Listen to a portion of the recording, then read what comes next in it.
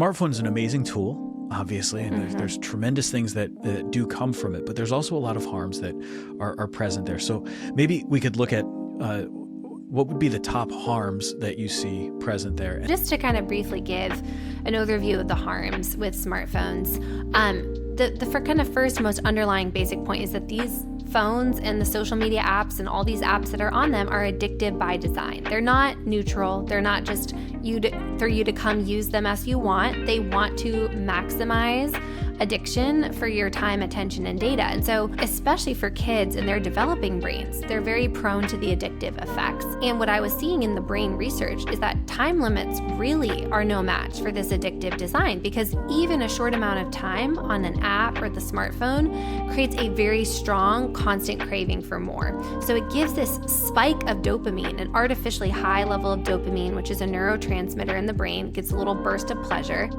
Dopamine doesn't produce satisfaction or fulfillment. It actually just creates wanting. It creates craving to do it again. And so as soon as you get off, the brain immediately crashes into a dopamine deficit state. And that's true if you're on for 5 minutes or an hour. It goes into that deficit state and you're going to constantly crave more. So the time limit's never enough.